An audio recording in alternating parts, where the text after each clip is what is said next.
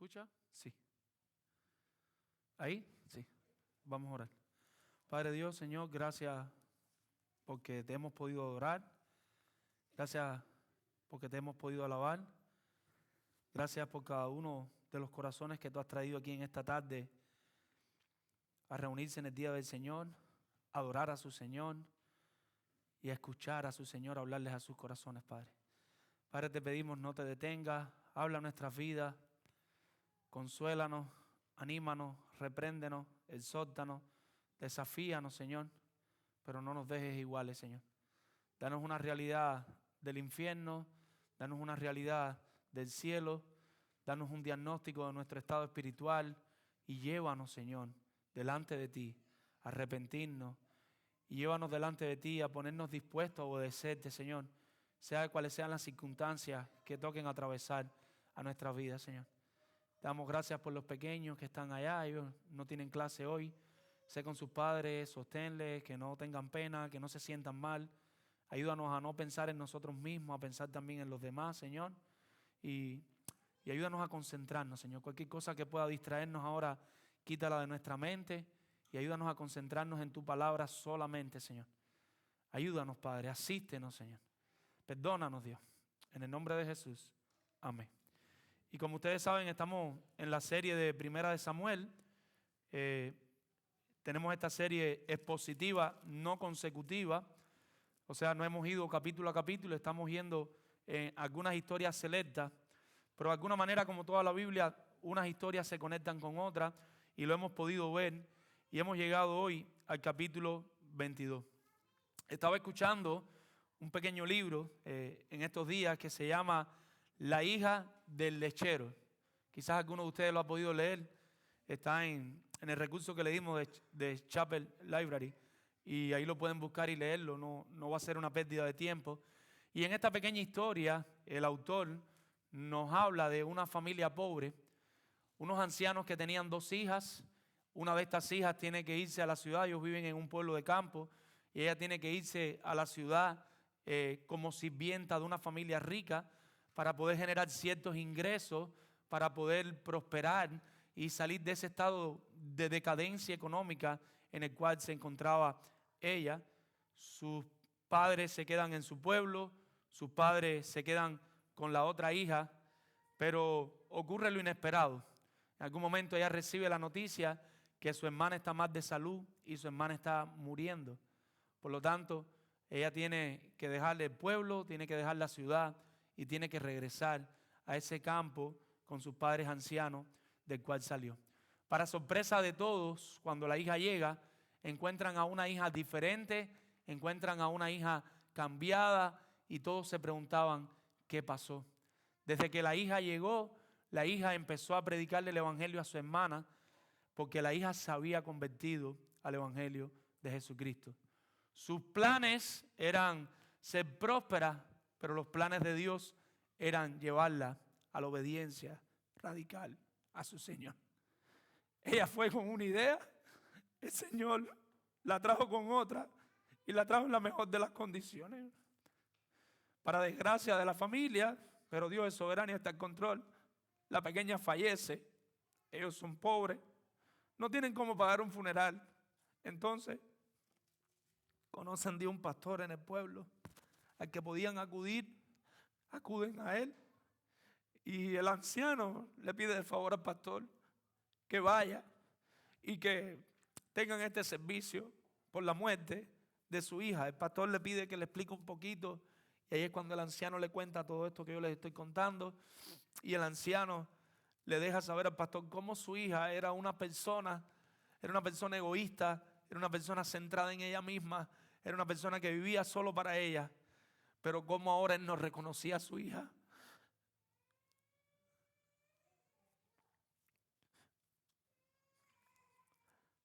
Cómo su hija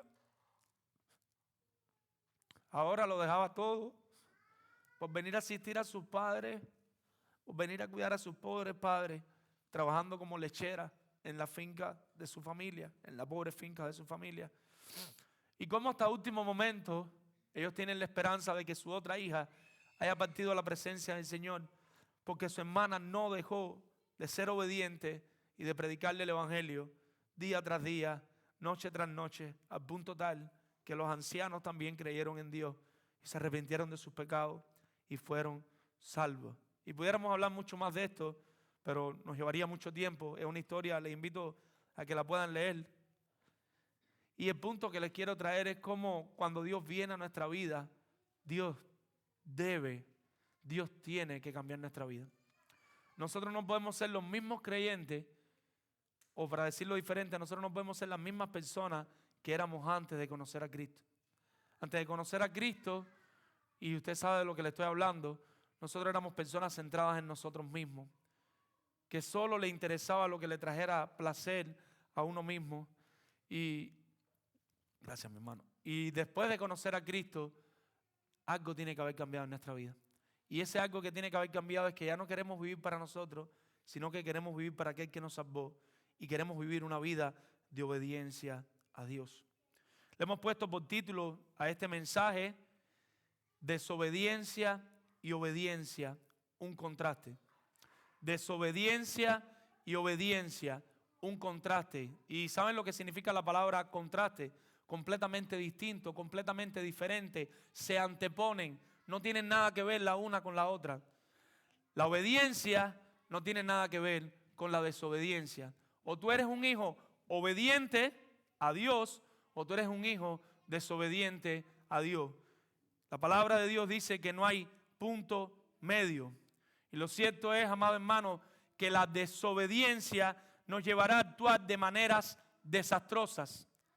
Si tu vida se caracteriza por la desobediencia, y quizás los que no nacimos en un hogar cristiano, los que no conocimos el evangelio tan temprano, entendemos de qué estamos hablando cuando nuestra vida se caracteriza por la desobediencia. Cuando nosotros estamos viviendo abiertamente en contra de Dios, las consecuencias van a ser nefastas. Las consecuencias van a ser desastrosas. Pero, si nuestra vida se caracteriza por la obediencia a Dios, eso nos va a llevar a actuar de manera que le glorifiquen. Por tanto, mi invitación en esta tarde es que la obediencia a Dios sea lo que caracterice nuestras vidas para vivir de manera que le glorifique. En otras palabras, que nuestras vidas se caractericen, se conozcan, porque nosotros queremos obedecer a Dios.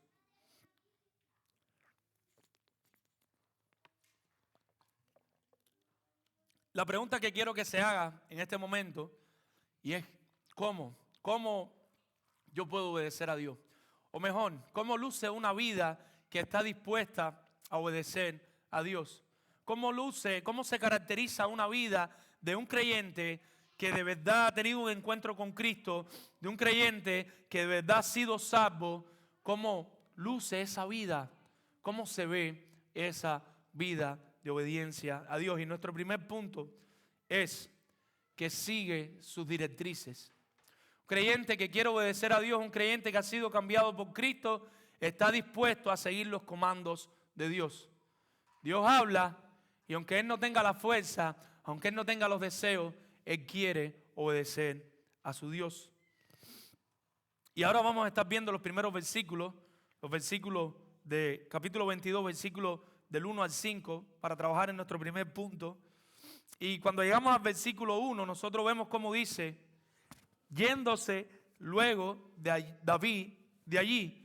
Por lo tanto, no podemos empezar nuestra historia exactamente ahí, porque no podemos hacer la pregunta: ¿y de dónde se fue David? Entonces, tenemos que darle un poquito al tiempo atrás. No sé si recuerdan que en algún momento compartíamos cómo David y Jonatán habían hecho un pacto, el uno con el otro, de cómo se iban a cuidar el uno al otro.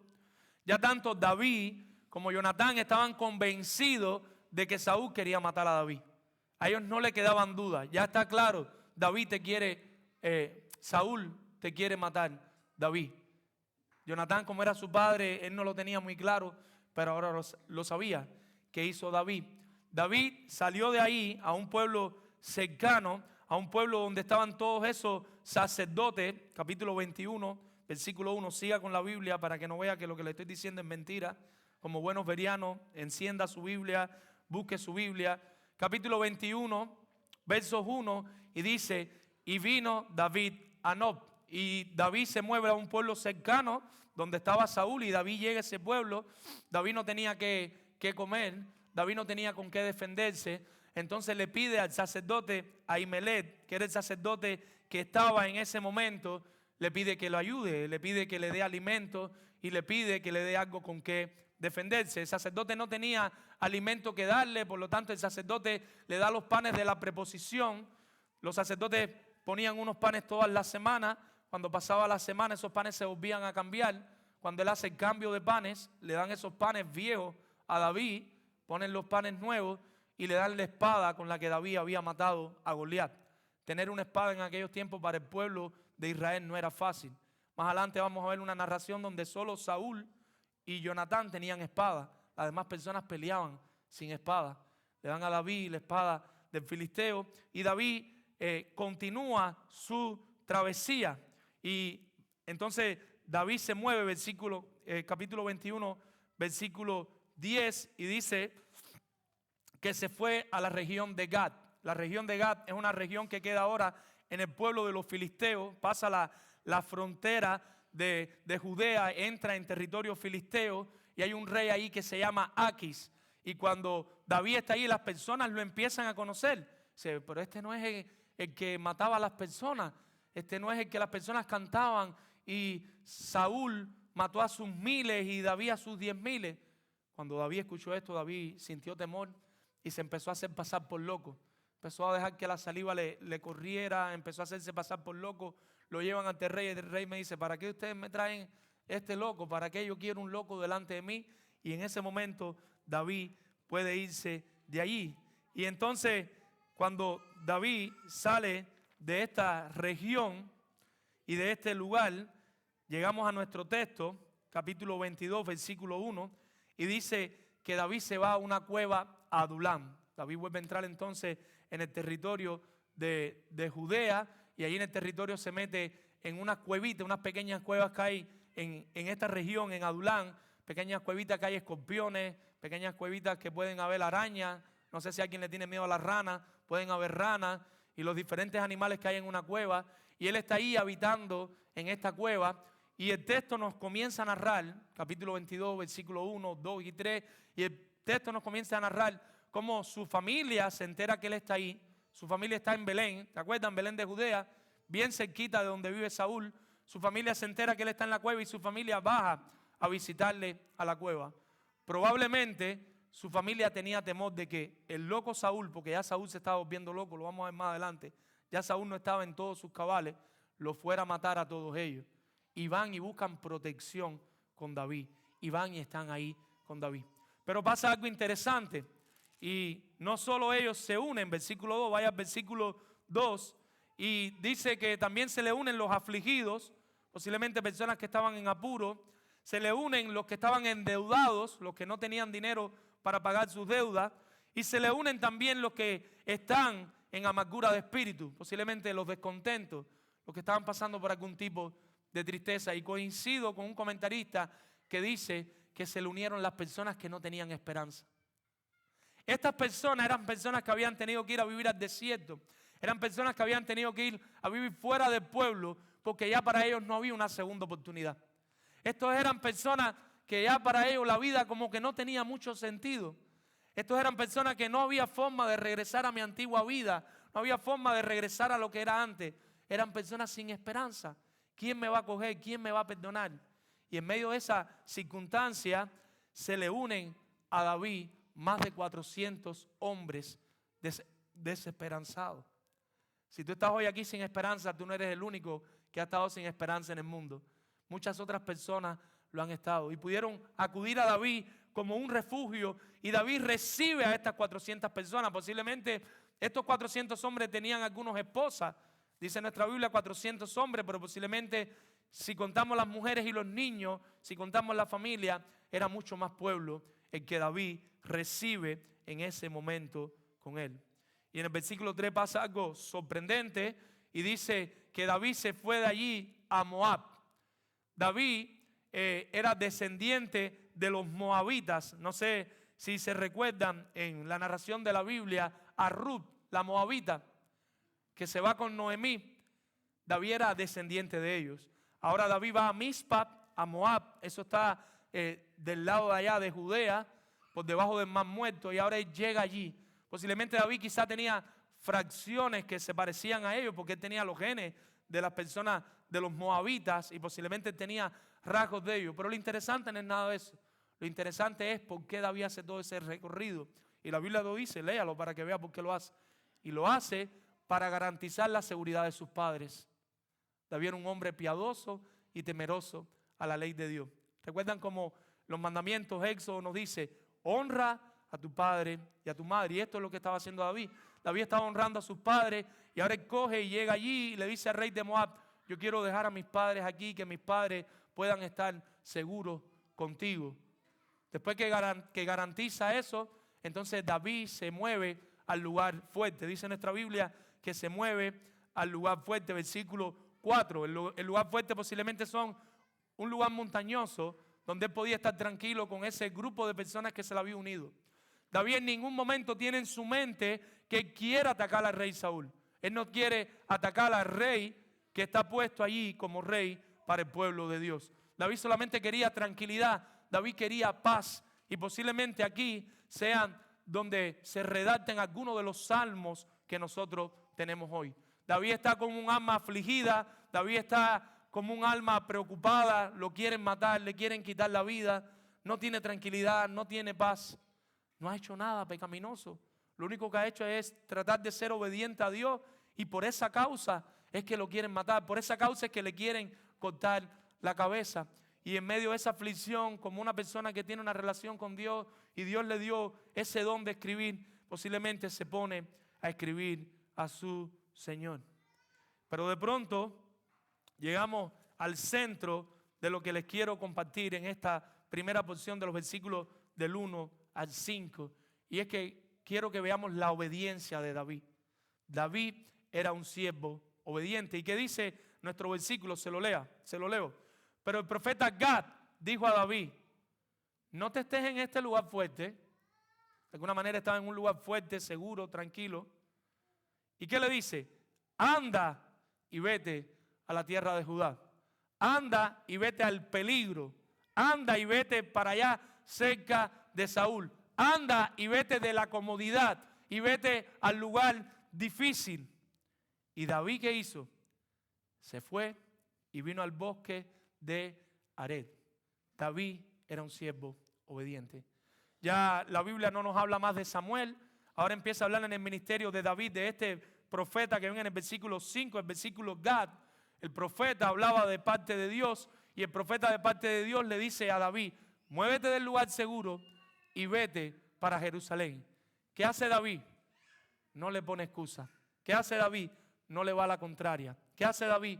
Obedece lo que Dios le estaba pidiendo en contra de todo pronóstico. Y entonces se mueve a este bosque que está cerca de Belén. Me imagino, el texto no lo dice.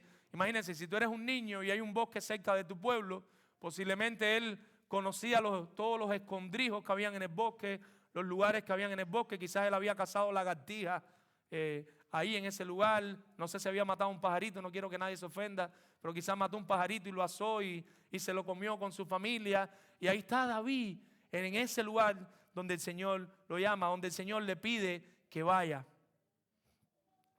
Cuando nosotros vamos al contexto remoto, cuando decimos contexto remoto, al contexto más lejano, no aquí donde estamos, nosotros vamos un poquito atrás, nosotros vemos a Saúl y yo quiero que piensen en Saúl, y en el contexto remoto hemos narrado cómo Saúl no era obediente a Dios. Cómo Saúl en una ocasión, el profeta Samuel se demora, y como el profeta Samuel se demoraba, ¿qué hizo Saúl? Empezó a sacrificar animales y empezó a cumplir un oficio que no era su oficio, un oficio para el que Dios no lo había llamado, y se hizo pasar por sacerdote. Y Samuel viene de parte de Dios y lo reprende. ¿Por qué te pusiste a hacer lo que Dios no te dijo que hiciera? Porque Samuel no era un siervo obediente. Samuel no tenía temor de Dios. Samuel solo vivía para él mismo. Pero más adelante, Dios le dice con claridad, quiero que vayas ahí al rey de Amalek y sacrifiques todo lo que tienen los amalecitas, el pueblo enemigo de Dios. Quiero que exterminen el ganado, quiero que exterminen todo. Y en aquel momento estudiamos por qué. No era maldad de Dios, es que ellos en algún momento se habían comportado mal con el pueblo de Dios. Ellos en algún momento le habían dado la espalda al pueblo de Dios en el momento más necesario. Y la orden es clara. Y un siervo obediente hace lo que su Señor le pide. ¿Y cuál era la orden? Exterminen completamente a los amalecitas. Pero no, ¿qué hizo Saúl? Saúl dejó lo mejor del ganado. Saúl dejó lo más preciado y posiblemente dejó al rey, pero posiblemente pensando en alguna estrategia política. Y ahí está Saúl una vez más actuando para su propio beneficio. Pero si llegamos aquí más cerquita a donde estamos ahora, vemos cómo Saúl ahora quiere matar a David sin David haberle hecho nada. Siendo David el siervo inocente que no había hecho nada en contra de él. Cuando ustedes vamos más adelante a leer el texto, vamos a ver cómo los sacerdotes le dicen, pero si David no se puede portar mejor contigo, Saúl, ¿qué voy a imaginarme yo que tú tienes un problema con David si David se pasa la vida obedeciéndote a todo lo que tú le dices? Y esa es la desobediencia y Saúl simboliza la desobediencia. Ahora pensemos en David y vemos que David era obediente a Dios. Quiero que me acompañen al capítulo 18 y les voy a leer algunos versículos. Capítulo 18, estamos bien cerquita. Y en el capítulo 18, el versículo 5, hasta dónde llegaba la obediencia de David a Dios, que él se sometía a sus autoridades superiores. En este caso, su autoridad superior, ¿quién era? Saúl, era el rey que él tenía. Y en el versículo 5, capítulo 18, dice la primera parte: y salía David a donde quiera que Saúl le enviaba. Saúl le decía a David: David, ¿ves para Spring Hill? Para allá iba David para Spring Hill. David, ¿ves para Zephyrhills Hill? Para allá iba David para Zephyrhills Hill. ¿Dónde? Eso no existe, caballero, no lo busquen, no está ahí. O sea, es una idea, no hace que estén buscando Spring Hill y Zephyrhills Hill. Y ahora yo quiero que me acompañen al versículo 14, capítulo 18, versículo 14. Y dice: y David se conducía como prudentemente en todos sus asuntos, y Jehová estaba con él. David era un siervo obediente. La Biblia lo caracteriza como una persona que obedecía a Dios. Y por último, en el capítulo 18, me llama la atención el versículo 25. Los que conocen la historia la van a entender mejor. Si no, les animo a que se pueda leer primera de Samuel. Y Samuel dijo: decid así a David: el rey no desea la dote, sino siempre puso de los filisteos, para que sea tomada venganza de los enemigos del rey. Pero Saúl pensaba hacer caer a David en manos de los filisteos. Y para allá va David a matar a los filisteos. Y no voy a contar la otra parte cirujana. Y le hace todo lo que le tengan que hacer los filisteos con tal de obedecer a su rey. Y él obedece a su rey. David era un siervo obediente. Ahora, en nuestro contexto, nosotros no tenemos que ir tan lejos, los llevé para poder verlo con más claridad, pero en nuestro contexto nosotros vemos que David, contexto inmediato, ahora mismo, capítulo 22, versículo del 1 al 5, nosotros vemos que David es un siervo obediente. David obedece la ley de Dios. David no es antinomianista. David no va en contra de la ley de Dios. Lo que la ley de Dios enseña para David es importante. ¿Y cómo lo vemos? Lo vemos dando amparo a los necesitados. Aquellos desesperanzados necesitaban refugio. David le da refugio. David cumple la ley de Dios. Lo vemos honrando a sus padres. Él va desde un lugar hasta otro lugar para dejar a sus padres en un lugar seguro. Honra a tu padre y a tu madre. Y lo vemos obedeciendo la palabra del profeta. El profeta hablaba de parte de Dios y David obedecía. David vive para obedecer a Dios. Los siervos de Dios viven obedeciendo a Dios. Los siervos de Dios viven obedeciendo a Dios. Si nosotros vamos al Nuevo Testamento, lo pueden anotar, no lo vamos a leer ahora, a Hechos capítulo 4, versículo 19. ¿Recuerdan la historia de Juan y Pedro? Juan y Pedro están predicando de la resurrección, y por predicar de la resurrección le predican a un grupo, se convierten más de 5,000 personas y los cogen presos, los toman presos. Ahora allí presos los van a soltar al siguiente día y le predican ellos el evangelio a los religiosos de la época, a los fariseos, a todas las personas, a los sacerdotes, a todos los que estaban ahí, le predican el evangelio. Pero ¿qué le piden? Los amenazan y le dicen: no prediquen más el evangelio. No prediquen más el evangelio. Les estamos advirtiendo. ¿Y cuál es la respuesta de ellos? Y me retumban las palabras, y lo conocemos muy bien. ¿Y a quién debemos obedecer? ¿A los hombres o a Dios? Y las palabras de ellos son: juzgad si es justo delante de Dios obedecer a vosotros antes que a Dios. Pero si nos desplazamos un poquito más, el mismo Pedro que vivió esto, en 1 de Pedro 1, versículo 2, Pedro recuerda lo siguiente, y esto no se nos puede ir de la mente. Él recuerda que fuimos elegidos para obedecer y ser rociados con la sangre de Jesucristo. O sea, Dios nos salvó para que nosotros seamos hijos obedientes. Es contraproducente que una persona diga que es hija de Dios, pero que no vive una vida de obediencia a Dios. Y no estoy diciendo de pecar, porque 1 Juan dice que todos pecamos, pero el verdadero creyente peca y el Espíritu Santo lo contrita y se arrepiente. Pero el verdadero creyente quiere llevar una vida de obediencia delante de su Dios. El verdadero creyente quiere vivir en obediencia para su Dios. Y este texto de 1 de Pedro me enseña que el propósito para el que Dios me salvó es para llevar una vida de obediencia. 1 de Pedro 1, capítulo 2. Y es la constante que nosotros vemos en toda la Biblia. Nosotros vemos cómo Dios llamó a Abraham. ¿Y qué hizo Abraham? Obedeció. Abraham está allá bien lejos, en otra tierra, y él se va y deja todo lo que tiene y obedece a Dios. Pero nosotros vemos en la Biblia cómo Dios escogió a José, lo separa de su familia y lo trae a Egipto, a un pueblo extraño. ¿Y cómo fue la vida de José en medio de un pueblo extraño? En el que él podía decir: Dios, te olvidaste de mí. Dios, yo puedo hacer lo que yo quiera. Dios, ya yo no estoy con mi padre.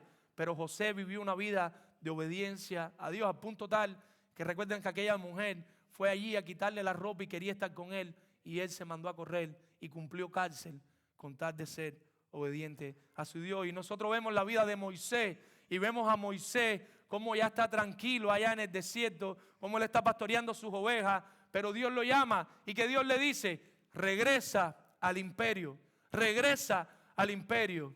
Y Moisés va y obedece a Dios y regresa. Y nosotros vemos a Josué pronunciando unas palabras que no sabemos de memoria, pero que a veces no meditamos en ellas.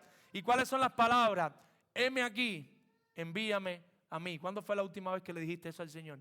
Heme aquí, envíame a mí. Eso es obediencia. Nosotros vemos a Jesucristo llamando a sus discípulos. ¿Y qué hicieron todos los discípulos?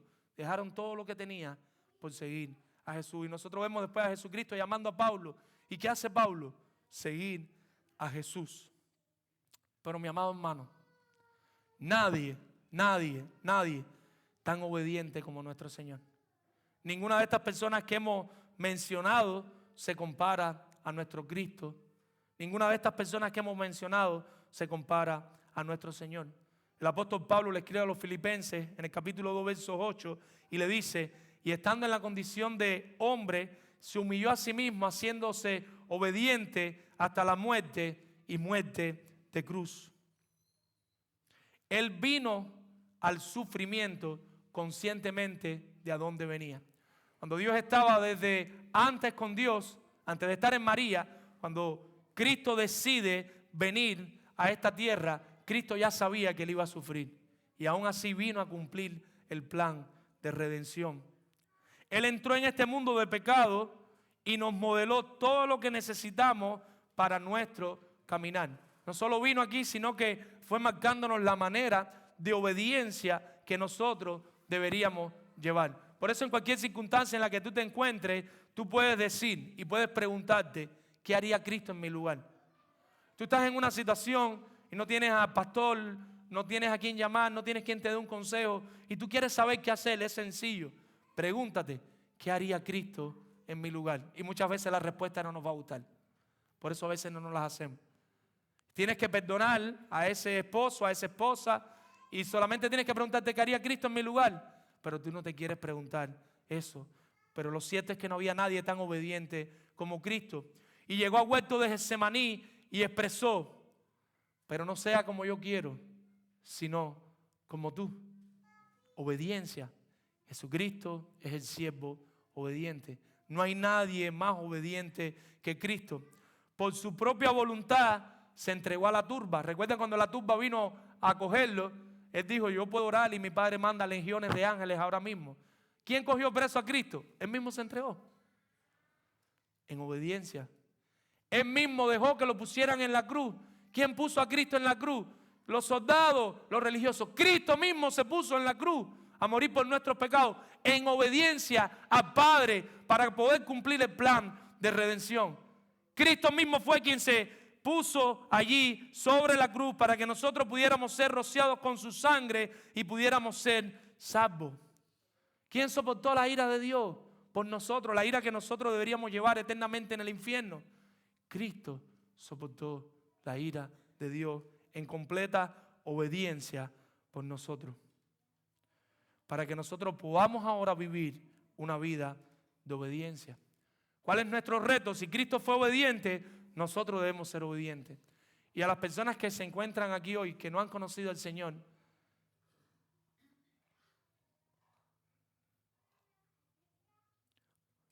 la mayor obediencia que tú puedes mostrarle a Dios hoy no es aceptar a Cristo en tu corazón. No es repetir una oración.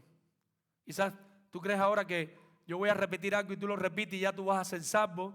Quizás tú crees que tú vas a decir, Señor Jesús, ven a mi corazón y que va a pasar algo. Esa no es la mayor obediencia que tú le puedes mostrar a Dios. La mayor obediencia que tú le puedes mostrar a Dios es ir delante de Dios en oración y reconocer tu estado de pecaminosidad y reconocer delante de Dios que la vida que has llevado hasta ahora no es una vida que a Dios le agrada y arrepentirte en polvo y ceniza de ese pecado. Hasta que eso no pase en tu alma, no vas a ser salvo. La mayor obediencia que tú puedes mostrar ahora mismo no es ir a un lugar y llevar un dinero, no es ir y hacer un sacrificio de rodillas, no es ir y repetir 3 Padres Nuestros y 2 Ave María. La mayor obediencia que tú puedes hacer es ir delante de Dios y reconocer tus pecados y arrepentirte de tus pecados. Porque si no te arrepientes de tus pecados, nada va a cambiar en tu vida. Tu vida va a seguir igual, pero no es suficiente con el arrepentimiento. Necesitas creer en Cristo y necesitas creer que Cristo murió en la cruz y que Cristo resucitó al tercer día y que Cristo está a la diestra de Dios intercediendo por los creyentes. Si tú crees en Cristo y te arrepientes de tus pecados, entonces eres salvo y has mostrado la mayor obediencia. Pero para las personas que son creyentes, te quiero preguntar, ¿estás siendo obediente a Dios? Creyente que te encuentras aquí, no levante la mano. Pero ¿estás siendo obediente a Dios? ¿Cómo estimas su palabra? El profeta le habló a David y David obedeció. ¿Cuántas veces abres la Biblia en la semana para que Dios te hable a través de su palabra única y suficiente, completa y perfecta? Y cuando Dios te habla y tú ves en el texto que Dios te habla, ¿qué le pasa a tu corazón? ¿Sigue en obstinada necedad o vas al arrepentimiento delante de Dios? Nuestro problema no es que no conocemos la Biblia. Nuestro problema es que la conocemos, pero no nos importa lo que el Señor dice. O no nos importa tanto como debería importarnos. ¿Estás dispuesto como el salmón en nadar contra corriente? Ustedes saben que los salmones tienen que ir en contra de la corriente del río y llegar allá arriba y poder poner sus huevos para que nazcan y todo lo demás. ¿Estás dispuesto en este mundo de pecado que cada día las voces del feminismo, las voces del mundo entran más en la iglesia y entran más en toda la sociedad eclesiástica en nadar en contra de la corriente y a favor de la corriente de Dios? Hacer lo que dice la palabra de Dios, aunque eso cueste lo que cueste, aunque seamos señalados, aunque seamos criticados, aunque se burlen, aunque hablen por nuestras espaldas. ¿Vas a ser obediente a Dios o vas a ser obediente a los hombres? Mi hermano, espero que tu respuesta sea que tú anhelas ser obediente a Dios. Y esto no es algo natural. Necesitamos ir en oración delante de Él y decirle que nos fortalezca y que nos ayude a ser hijos obedientes. Y cuando te equivoques y falles, recuerda que hay gracia. Arrepiéntete, pídele a Dios que te anime, pero tiene que haber un deseo en tu corazón de obediencia. Estamos en un mundo donde se ha abusado mucho de la gracia. La gracia es real, sí, la gracia existe, sí, pero también existe el pecado y existe algo que se llama la ley de Dios y existe algo que se llama la palabra de Dios y Dios quiere que lo obedezca. Y hemos pasado mucho la mano al pecado a nombre de la gracia y de la supergracia. Sí, la gracia está, sí, pero lo que primero debe haber en tu mente es que debes tener el anhelo, el deseo de obedecer a Dios. Y si falla, Dios no quiere que falle, pues descansamos en la gracia del Señor. Es como que casi que peca, dale, peca, que no importa. hay gracia. Y tú ves estas personas que dicen ser cristianos y 3 de la mañana, relaciones sexuales, endrogándose, haciendo cualquier cosa, pero hay gracia. Y al otro día voy y adoro al Señor. No, no funciona así. Arrepiéntete de tu condición, reconoce delante de Dios que estás en pecado. Y si eres creyente, pídele a Dios que te ayude a cambiar tu vida. Y quiero pasar al segundo punto. Y hemos dicho, si la desobediencia contra Dios nos llevará a actuar de manera desastrosa, la obediencia a Dios nos llevará a actuar de maneras que le glorifiquen. Y eso es lo que estamos planteando. En un camino, tú vives de manera desobediente a Dios, haciéndote lo que te da el deseo, haciendo con tu vida lo que tú mismo quieres hacer. Y eso va a tener un final desastroso, te lo garantizo. Te lo sello con un cuño, el final no va a ser bueno. De lo contrario, tú llevas una vida de obediencia a Dios, no va a ser fácil, pero vas a glorificar a Dios y el final va a ser una eternidad con Él, reinando con la eternidad. Pero hemos preguntado, pero ¿cómo? Yo quiero llevar esa vida de obediencia, ¿cómo la puedo llevar? Y lo primero que hemos dicho es siguiendo sus directrices. Sigue sus directrices, sigue lo que dice su palabra, sigue lo que Él tiene establecido para tu vida. Obedece eso, pídele a Dios que te dé la fuerza para obedecer su palabra. Aunque eso significa ser menos próspero, aunque eso significa ser menos famoso, aunque eso significa tener menos comodidades, pero debemos ser obedientes a su palabra. Aunque eso significa menos like, aunque eso significa menos view, aunque eso significa menos corazoncito, pero debemos ser obedientes a su palabra. Y ahí está lo primero, nuestro primer punto, y le hemos dedicado tiempo siguiendo sus directrices. Pero ahora quiero que pasemos al segundo punto, y es actuando motivado por la obediencia. Actuando motivado por la obediencia. Ahora estoy yendo un poquito antes. En el primer punto lo que estamos diciendo es sé obediente a Dios. En tu caminar, sé obediente a Dios. Ahora te estamos diciendo, te estamos llevando un poquito atrás. Actúa motivado por ser obediente. Que tu deseo sea el deseo de serle obediente a Dios. Y espero que se entienda el trabalengua. En el primer punto estamos en la obediencia. Ahora aquí yo quiero, y es el anhelo mío cuando terminemos este punto, que tú salgas de aquí deseando ser obediente. Deseando ser obediente. Dios nos creó para que fuéramos obedientes a Él. Nuestra motivación para hacer cualquier cosa debería ser querer ser obediente a Él y no otra cosa. Y quizás aquí ya se entienda más. Porque muchas veces hacemos cosas pero no las hacemos por obediencia. Nuestra motivación no es la obediencia, aun cuando estás haciendo buenas cosas. Ojalá las buenas cosas que hagas sean motivadas porque quieres ser obediente a Dios. Cualquier cosa que hagamos en esta vida, aunque no sean malas cosas, si no están motivadas por la obediencia, para Él no valen nada. Cualquier cosa buena que tú hagas ahora mismo, vienes aquí y diste un dinerito en el plato y echaste tu ofrendita en el plato, estás aquí hoy domingo, no sé cuántas cosas, ayudaste a una persona con hambre y con necesidad. Si lo que tú haces no está motivado por obedecer a Dios, para Dios sabe eso que tú estás haciendo que vale, nada. Para Dios no tiene sentido, porque Dios lo que más quiere es tu corazón. Dios quiere tus intenciones, Dios quiere tus voluntades, Dios quiere tu afecto. Y quiero que veamos muy rápido los versículos del 6 al 19. No los voy a leer, así que no se asusten. Pero vamos a estar viendo ahora, vamos a estar cubriendo desde el versículo 6 hasta el versículo 19. Y lo primero que vemos es del versículo 6 al versículo 8. Y vemos cómo Saúl de alguna manera tiene noticia de que David estaba cerca y que David tenía un pueblo con él. Léalo, lo puede ir leyendo en lo que yo voy predicando. Versículo del 6 al 8. Ya Saúl tiene esa noticia. Como yo le decía, ya Saúl no está muy bien de la cabeza. Y coinciden muchos buenos teólogos con eso. Posiblemente ya Saúl, no sé si usted entiende este término, tiene como un cable suelto. Ya hay cosas que, no es constante, pero hay cosas que no se explican, hay cosas que no tienen lógica. Y a medida que uno ve la narrativa, lo puede ver. Saúl cree que todos conspiran contra él. Tiene una paranoia, todo el mundo está en contra mía. Aún mi propio hijo me quiere matar. Aún mi propio hijo viró a David contra mí. Eso era incierto, eso no estaba pasando. Él era el que quería matar a David. Nadie estaba en contra de él. Pero él ya tiene esta especie de locura en su cabeza. Para él todo es absoluto, todo es negro, blanco, no hay color gris. A veces nos pasa así. Pero ya tú no me amas nada. Pero quizás te amo un poquito. ¿Y por qué tú dices que no te amas nada?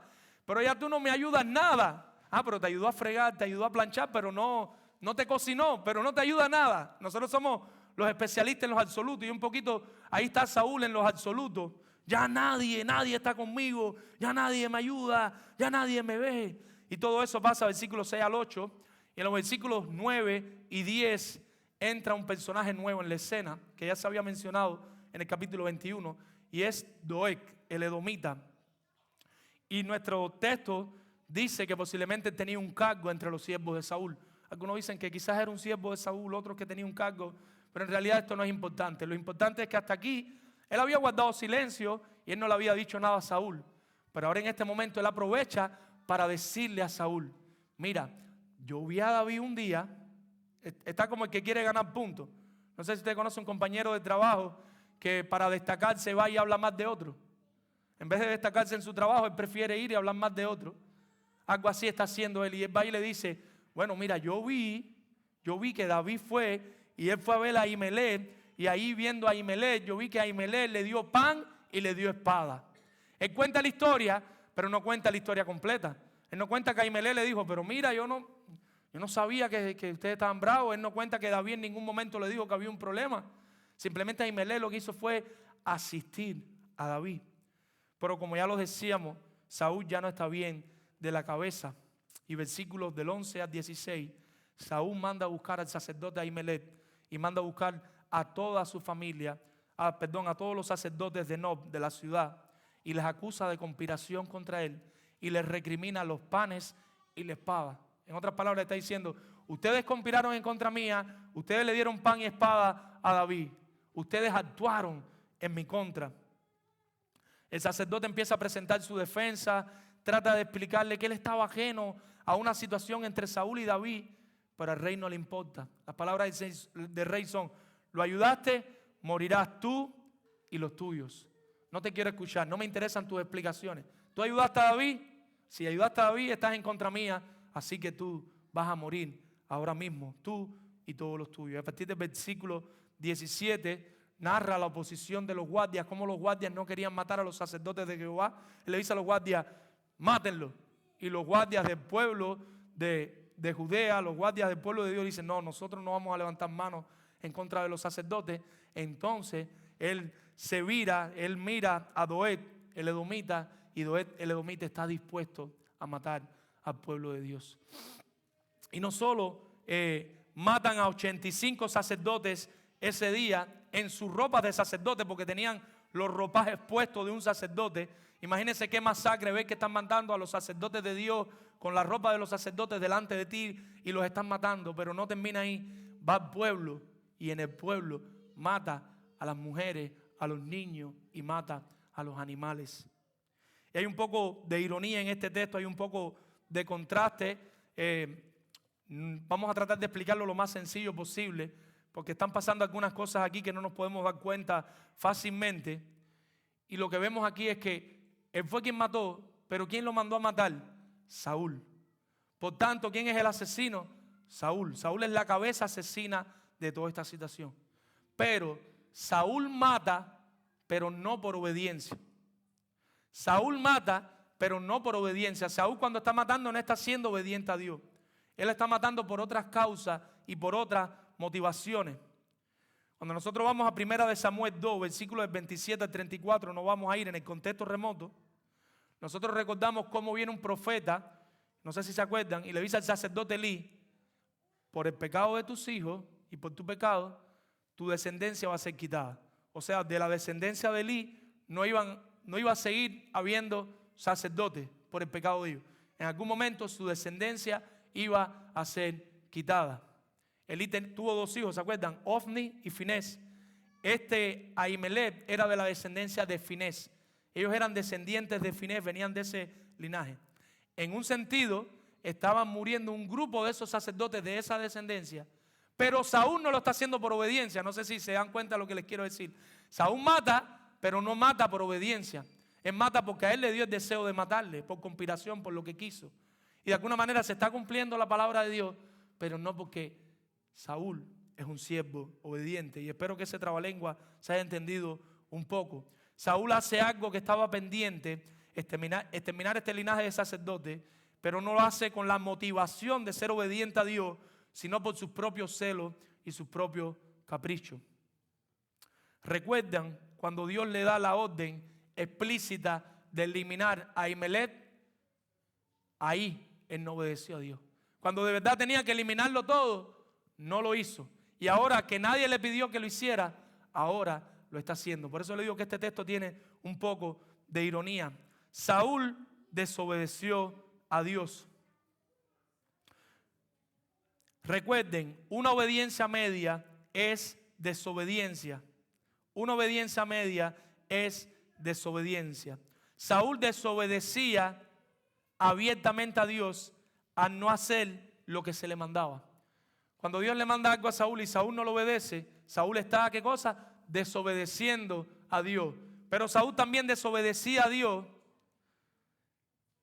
cuando lo desobedecía siempre por hacer cosas no motivado por la obediencia a Dios, sino para su propio beneficio. Cuando él hacía otras cosas, pero su motivación no era la obediencia, él también estaba desobedeciendo a Dios. No pensando qué es lo que Dios quiere, qué es lo que el pueblo necesita, sino qué es lo mejor para mí y para mi reino. Esta es la tesis de Saúl. A diferencia de Saúl, David tiene la oportunidad de matar varias veces a Saúl después y no lo hace. David varias veces después en la narración, si usted se lee 1 Samuel, va a ver cómo David podía matar a Saúl y David no lo hace, porque David entiende que él es el rey que estaba puesto y él no lo quería matar. A Saúl no le tembló la mano para matar a los profetas de Jehová. Sin embargo, David no levanta la mano contra el que lo perseguía para matarlo. Él está persiguiendo a David para matarlo. David lo puede matar y David no lo mata. Mis hermanos, este texto todo el tiempo nos está mostrando a David como un tipo de Cristo. David es alguien que está apuntando a Cristo. Las cosas que David hace nos representan en perfección mucho más grande lo que Cristo luego haría. Actúa motivado por la obediencia. Él quería ser obediente a Dios, por eso hacía lo que hacía. Cristo siempre estuvo motivado por la obediencia a su Padre. No era solo que obedecía por obedecer, sino que en sus planes, sus intenciones siempre fueron las de ser obediente a Dios. La motivación de Cristo durante todo su ministerio es: yo quiero ser obediente al Padre. En varias ocasiones le preguntaban y su motivación era que él quería ser obediente a Dios. Y lo que él hacía, lo hacía por obediencia a su Padre. Juan capítulo 8, versículos 28 y 29, Jesús expresa: nada hago por mí mismo, sino que según me enseñó el Padre, así hablo. Lo que me dijo el Padre, eso es lo que yo voy a hablar. Yo hago siempre lo que le agrada. Jesucristo todo lo que hacía era olor fragante delante del Padre, porque Jesucristo es el siervo obediente, que fue de manera obediente hasta la muerte de la cruz. Ahora, como un contraste, obediencia, desobediencia, Mateo 7, versículos 21 a 23, les quiero leer bien rápido. Mateo 7, del 21 al 23. Y dice la palabra del Señor en Mateo 7, 21 al 23. No todo el que me dice Señor, Señor, entrará en el reino de los cielos, sino aquel que hace la voluntad de mi Padre que está en los cielos. Muchos me dirán en aquel día: Señor, Señor, no profetizamos en tu nombre, y en tu nombre no echamos fuera demonios, y en tu nombre hicimos muchos milagros. Entonces les declararé: nunca os conocí, apartados de mí, hacedores de maldad. Cualquier cosa que tú estés haciendo, por muy buena que sea, si no estás motivada y consciente de lo que estás haciendo es la voluntad de Dios y es por obediencia a Dios, para Dios significa nada y para Dios tiene ningún valor. Por eso debemos ir a la palabra una y otra vez para ver cuál es su voluntad. Debemos orar siempre pidiendo que nos ayude a encontrar su voluntad en su palabra y motivado por la obediencia a seguirle. ¿Cómo podemos aplicar esto a nuestras vidas? Pregunto una vez más: ¿qué es lo que te motiva a hacer lo que haces en tu vida? Cuando te vas para el trabajo, cuando tienes que estudiar, cuando vienes a la iglesia, ¿cuál es tu motivación? ¿Agradar a tu esposo? agradar a tu esposa, agradar a tus padres. Si eso es así, arrepiéntete. Y yo le pido a Dios que un día tú estés aquí, domingo, viernes en la noche, pero con la motivación de que tú quieres ser obediente a tu Señor, con la motivación de que tú quieres glorificar a tu Señor y no cualquiera de las otras motivaciones. Esa es mi oración por ti, amada visita y hermano que nos acompaña. Ser obediente a Dios es la motivación que hay en tu corazón, o hacer las cosas por puros beneficios. Ejemplo, a la hora de escoger una pareja, a la hora de escoger tu futuro esposo, tu futura esposa, ¿en qué estás pensando? ¿En ser obediente a Dios o en aquel hombre que tiene cierto salario o en aquella mujer que tiene cierto salario o viene de cierta familia? ¿O estás pensando cuál es el hombre o la mujer con la que más yo pudiera glorificar a Dios? A la hora de buscar un empleo, ¿qué estás pensando? ¿Cuál es la mejor paga? Y todos queremos tener una buena paga. Yo creo que todos los que estamos presentes, y más en Estados Unidos, que hay que pagar tantas cosas, queremos una buena paga. Pero al lado de la buena paga tienes la pregunta: ¿en este trabajo voy a glorificar a Dios? ¿O me voy a alejar más de mi Señor? Porque quizás tienes el otro que no ganas tanto, pero te da para proveerle lo básico a tu familia. Pero es la voluntad de Dios para tu vida que vas a escoger. A la hora de buscar una iglesia donde congregarte, ¿en qué estás pensando? Pero esta me queda cerquita de mi casa. ¿O estás pensando, voy a ir a una iglesia donde se predique la palabra de Dios? ¿O estás pensando, es que esta es más divertida porque las personas brincan y saltan y bailan y hay fuegos especiales y hay espumitas y hacen cositas así, me entretiene, y en aquella no? ¿En qué estás pensando? ¿En agradar a Dios? ¿En una iglesia donde se busca hacer la voluntad de Dios o una iglesia donde te entretengas? En estos días un hermano me contaba, lo voy a echar para adelante, pero nadie se va a dar cuenta quién es ni qué fue lo que dijo. Y se acerca a un hermano, una persona que nos estaba visitando, y dice, oye, hace tiempo no te veo en la iglesia. ¿Qué pasa? Y dice, es que eso de la predicación es positivo, eso es muy aburrido. Eso de estar ahí en el texto y palabras y qué dice el texto. A mí me gusta la predicación más divertida. Ojalá el hermano se arrepienta, porque yo creo que el hermano no entiende el evangelio. Nosotros no venimos a la iglesia a divertirnos. Nosotros venimos a la iglesia a glorificar a Dios, a adorar juntos como un solo pueblo, a alabarle, a darle gloria, a escuchar su palabra. ¿Qué tienes para mi vida esta semana, Señor? ¿Qué me quiere decir? A recargar las pilas con la palabra y a salir a vivir para su gloria. Pero nuestras mentes están muy adormecidas con el entretenimiento. Y no está mal hacer algo bonito, no está mal hacer lo mejor que podamos, pero la iglesia no es para entretener a los creyentes. La iglesia no es la gran casa azul. La iglesia no es un teatro. La iglesia es el templo del Señor, es la casa del Señor donde venimos a buscar a nuestro Señor. Y por último, bien rápido, quiero pasar al último punto. Y hemos planteado, la obediencia a Dios llevará a actuar de manera que le glorifiquen. Estamos preguntando cómo. Y por último, reconociendo tus pecados, dispuesto a actuar. Reconociendo tus pecados, dispuesto a actuar. ¿Tú quieres glorificar a Dios? ¿Tú quieres ser obediente a Dios? ¿Tú quieres hacer las cosas para su gloria? Pues tienes que estar dispuesto a reconocer tus pecados, pero al mismo tiempo estar dispuesto a actuar. No vale reconocer el pecado y quedarte en la condición que estás. Tienes que reconocer tus pecados, pero tienes que buscar una salida, buscar ayuda, buscar actuar, buscar querer hacer la voluntad de Dios. Y vamos a los versículos del 20 al 23. En el versículo 20 y 21, estamos en 1 Samuel 22. Por si alguien se perdió igual que yo. 1 Samuel 22.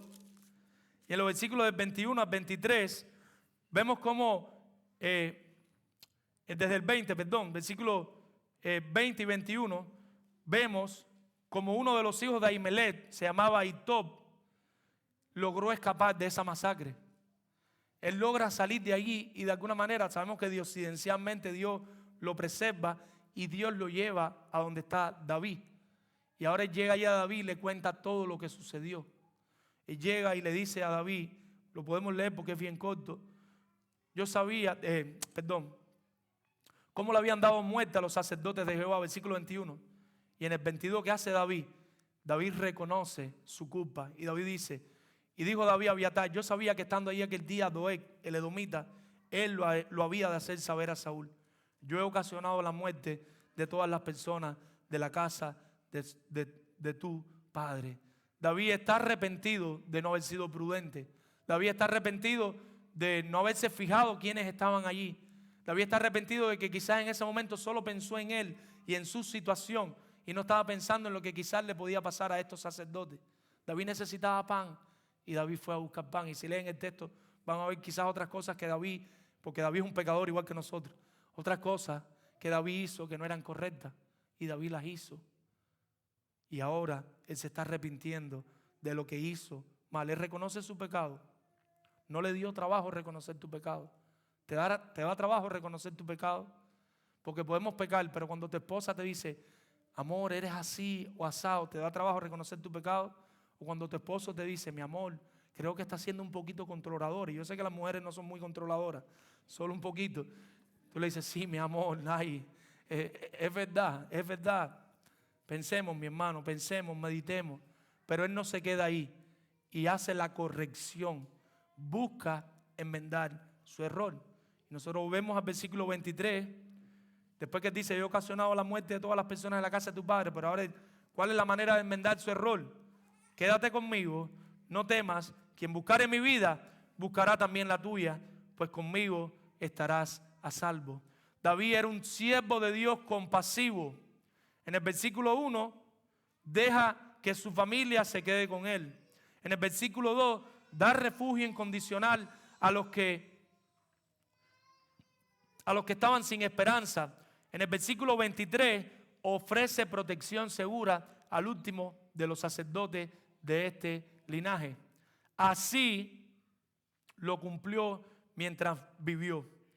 Después, en el reinado de Salomón, se cumplió la profecía que habíamos dicho de los sacerdotes. Recuerden que Dios había dicho que el linaje de sacerdotes tenía que terminar, pero durante el reinado de David no terminó, porque David le prometió protección.